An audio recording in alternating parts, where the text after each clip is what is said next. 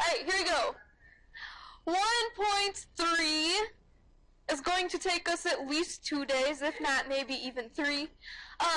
We're going to start by talking about measuring center using the mean or the median, which is most accurate and why. We're going to talk about measuring spread using standard deviation and interquartile range. Right? Yup. We're going to identify outliers. We're going to construct a box plot. Have you ever heard of a box plot? Box and whisker plots? Some of you, maybe. And calculate numerical summaries using your calculator. Measuring center. We can measure center using the mean or the median. Mean is, what's the mean? The average. So mean is your average. And you're going to see that symbol used. It's called X bar. Very creative. X with the bar above it, X bar. That represents average. So what do all these letters mean, and are you going to be expected to use them? No. However, when you get to a college class and you see stuff that looks like this, if you haven't seen it before, it's probably going to be a little overwhelming to work through and sort through what do all these symbols mean.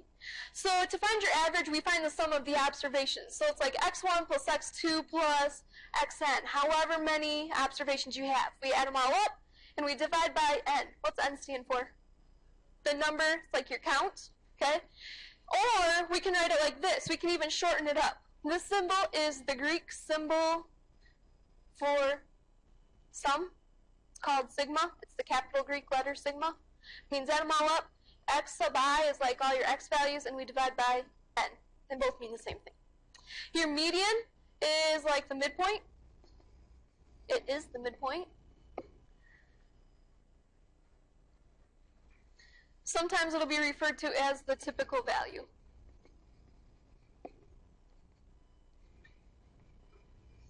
And that's where half the observations are smaller and half the observations are larger. So to find the median, the first thing that's so important, you need to take your numbers and arrange them from smallest to largest. If we have an odd number of observations, it's going to be your median is going to be exactly in the center. If it's an even number of observations, your median is going to be the average of the center two numbers. You'll have like two numbers that are both in the middle. We have to find the average of those, and that'll be your middle. So here we have data from 28 randomly selected New York workers in minutes of how long it takes them to get to work. So to calculate the mean, or to calculate our X bar, we say, add them all up. So you can say 10 plus 30 plus 5 plus 25. I'm going to go plus dot, dot, dot, because I'm not going to write all these out. Plus my last ones, plus 40, plus 45. So I add up all the observations, and then I divide by 20, because there's 20 observations.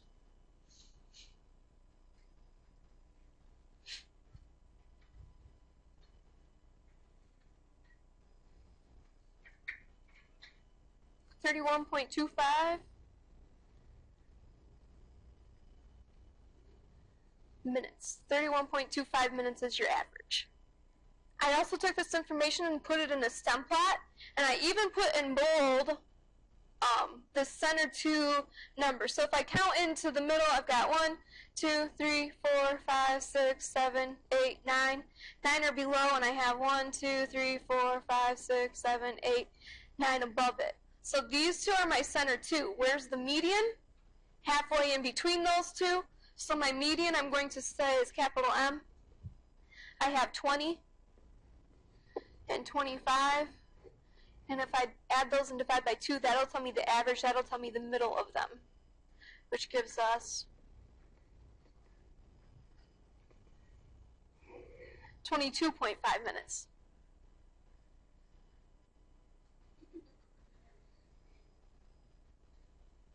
So I find the average, I get 31.25 minutes. I find the median, which really is kind of like finding the center two, but it's clear down at 22.5 minutes.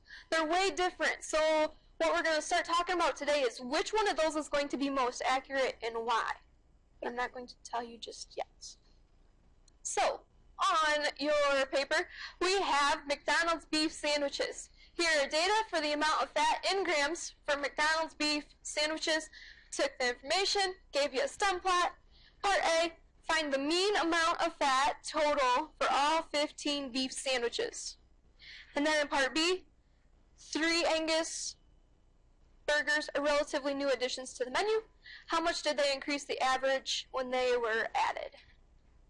Try those 2 questions on your own. So yeah, find the average first. You get roughly 26.3 grams. And then if you have 3 Angus burgers that were added, exclude those. Find the average without those 3 Angus burgers. And this is the average before. When we subtract, the question says how much did they increase the average when they were added? This was the average with them. This was the average before. So when we subtract, they increase the average by 3.3 grams. Find the median when n is odd. Here are the amounts of fat in grams for McDonald's beef sandwiches. So to find the median, I need to find, well, where's the middle point? So I take off one on the ends. I'm going to take another one off until I get to the middle.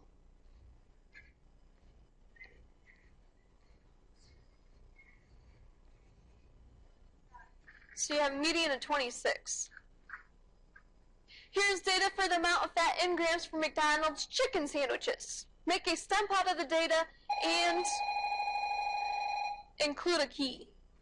So it might be easiest, I don't know, enter the information in your calculator, sort it so it's in numerical order. So here's your stem plot. Remember how to find the median of a stem plot? Low, low, high, high.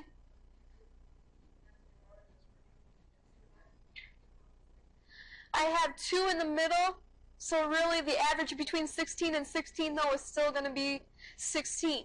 How do you interpret a median? To interpret the median, we say about half of McDonald's chicken sandwiches have less than 16 grams of fat, and about half of them have more than 16 grams of fat. It's important that you know how to interpret the median, because eventually I'm going to show you how to do it in the calculator. The calculator will find the median for you. My concern is, can you interpret the median? About half of McDonald's chicken sandwiches have less than 16 grams of fat, and about half of them have more than 16 grams of fat. So in this set, here's where we really start diving in and we're like, well, which one's more appropriate, mean or median, and why? If we find the mean of these numbers, if we find the average of those numbers, we get 3. If you find the median, where's the median at? The median's right in here. What's halfway in between 2 and 4? 3. So my median is also 3. So let me just show you real quick what this looks like, and it may help to draw this picture on your paper. I'm going to draw a dot plot so I can see what the data looks like. I've got a 1, I've got 2 2s, 2 4s, and a 5.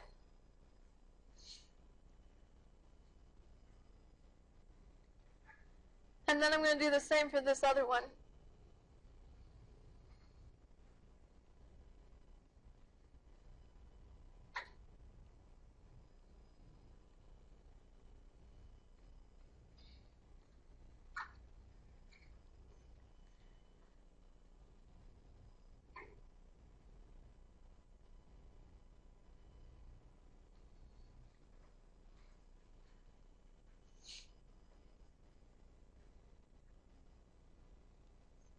So I look at this top distribution. What would you say about this top distribution? It's symmetrical, right? Because it's symmetrical, what do I have? My mean is at 3, and it's also my median. They're both exactly the same if the data is symmetrical. I look at the next example. When I find the mean of these, I get 5.2, and my median is still at 3. So I look here. I'm like, draw a curve over my data. This one is most definitely skewed to the right, right? My data skewed, my mean is out here. This is my mean. And my median is at 3. Bless you. So if the data is symmetrical, they're exactly the same. If it's skewed, what happens? These outliers are playing a huge role on that mean. Because of these outliers out here, because they're added in there, my mean is going to be further into the tail. So, true or false, the median is a much more resistant measure of center than the mean. True. Why? The median is more resistant. It's resistant to those outliers. Those outliers aren't going to impact our median. The median's still in the middle here, whether I change this into 50 or 500. It's not going to impact my median. Median is much more resistant measure of center than the mean. So, don't confuse the average value, so your average deals with your mean, with its typical value, which might be described by the median. So average is your mean, typical value is your median. Like we just said, I showed you up here, mean and median of a roughly symmetric distribution are close together. If it's exactly symmetrical, mean and median are exactly the same. If it's skewed, the mean is usually further out in the long tail than is the median.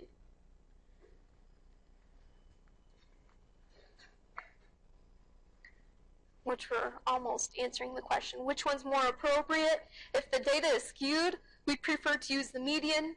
If the data is symmetrical, we want to use the mean. Measuring spread. So we just talked about measuring center. Where's the best center of the data using either mean or median? When we talk about spread, we talk about interquartile range or the standard deviation. When we talk about interquartile range, we calculate the quartiles. How big is like quart or core? That prefix stands for 4, right?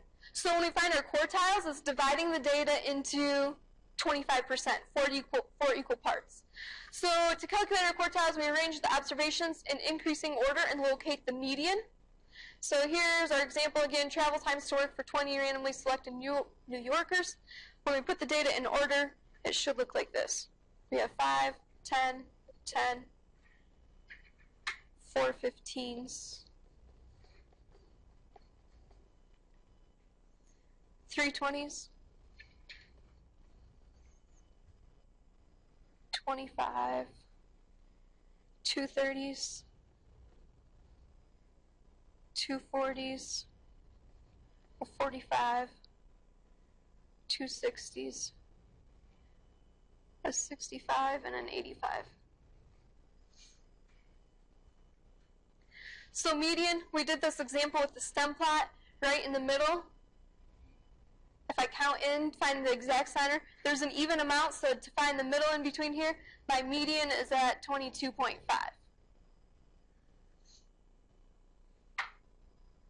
Then we find the first quartile. Q1 is the median of the observations located to the left of the median in the ordered list.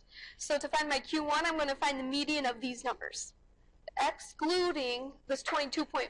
Don't include it. You never include the median. So I count in. I'm like, count to the center. And I have these two are my center values. Well, what's in between 15 and 15? 15. So I say my Q1 equals 15. And then my Q3 is the upper half of the data. I find the median of the upper half. So I count into the center. It's in between 40 and 45. What's halfway between 40 and 45? 42.5. So that's my Q3, my third quartile. So again, my Q1 is the first 25% of the data. Between Q1 and the median is another 25% of the data, so does that make sense?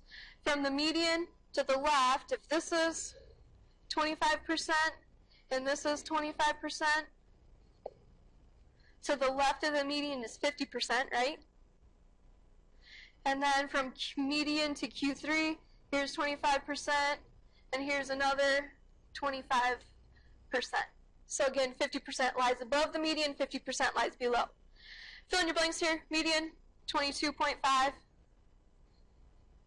Your Q1 is 15. Q3, 42.5. And IQR, to find the interquartile range from Q1 to Q3, we subtract those. It's a range. Q3 minus Q1. So my Q3 minus my Q1, I'm saying 42.5 minus 15.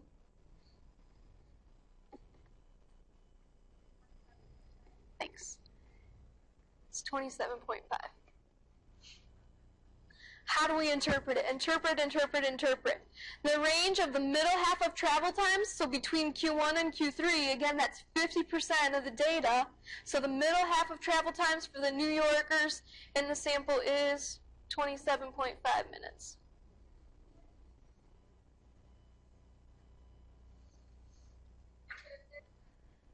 Check out this one.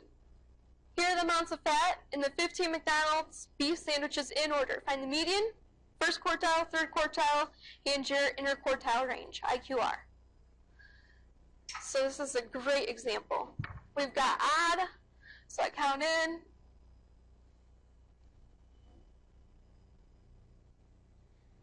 My median is right here.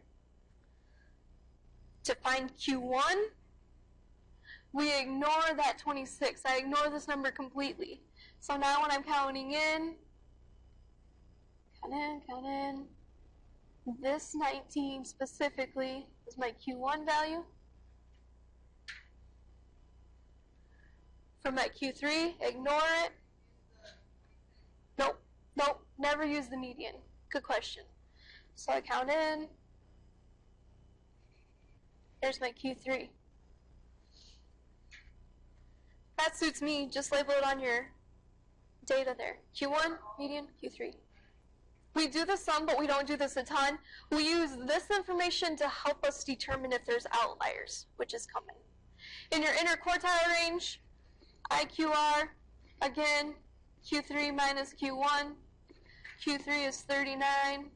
Q1 is 19, which gives us 20. So that's how you find it. The next part's going to ask us to interpret.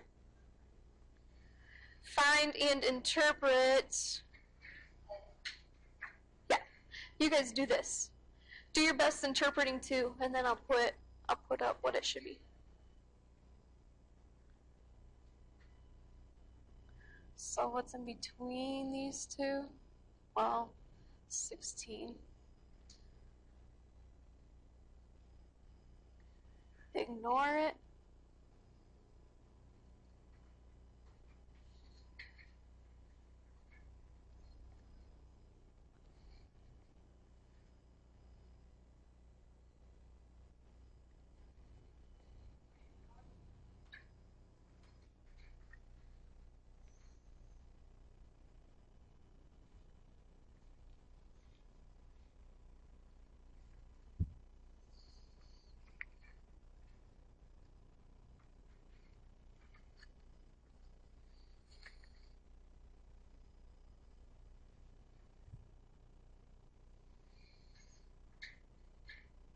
How do you interpret?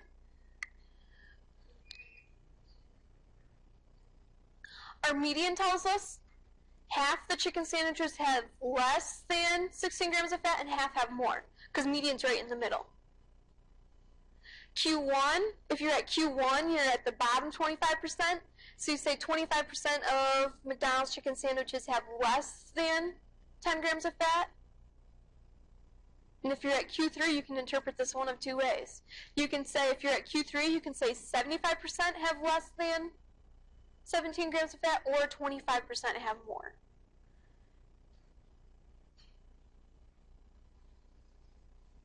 In your interquartile range, you can say 50% of sandwiches have a range of 7 grams of fat. Does that make sense? How to interpret? Or if you say the middle 50% of sandwiches have a range of 7 grams of fat. If you looking, you sometimes want to look at just the middle 50% of the data, because you're going to have outliers maybe on both ends. So if we concentrate on the middle 50% of the data, we're like, how much does this core part of the data, how much does it vary? How much variation is there? So we don't completely want to exclude the outliers, but in some cases we do, so we're like, well, where really is the majority of this data located? Identifying the outliers. I'll stop here after we get through this. The rule for identifying outliers looks like this. It's 1.5 times your IQR is our basis. It's where we start. But how do we know if there's outliers? If it is more than 1.5 times the IQR above the third quartile or below the first quartile. So I'm going to go back and I'm going to use that same travel time example we've been looking at. Our Q1 was 15. My median was 22.5. And Q3 is 42.5. So to determine if there's any outliers, it's really this basic setup that we need to plug stuff into. My Q1 is 15. So I take my Q1 value and I'm subtracting this number from it. I subtract whatever 1.5 times the IQR is. So off to the side, I'm like, well, what was my IQR? 27.5. So it's my Q1, which is 15, minus 1.5 times my IQR, which is 27.5. When I multiply this number, it's like saying 15 minus 41.25.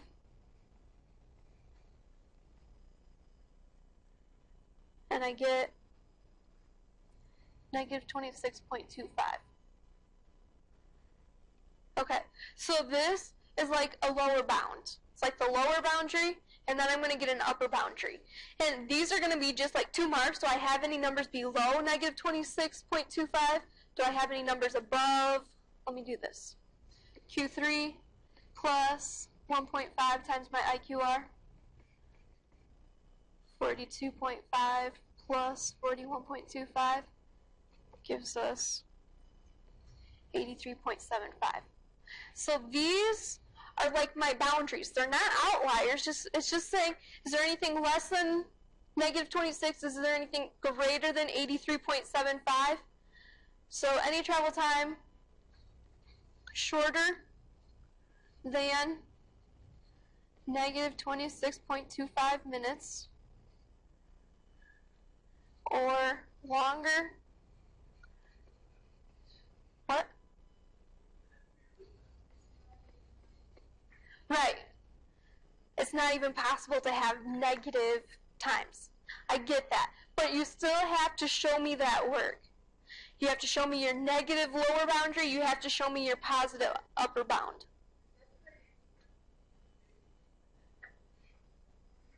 So anything shorter than this or longer than that is considered an outlier. Here's the data. We already said negative 26 doesn't work. There's nothing on the low end. Do we have anything beyond 83.75?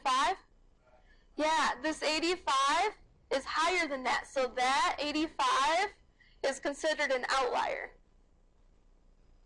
Before we were just looking at our data and estimating. It's like, oh, that country looks like an outlier. Well, here's a rule for how we actually calculate that.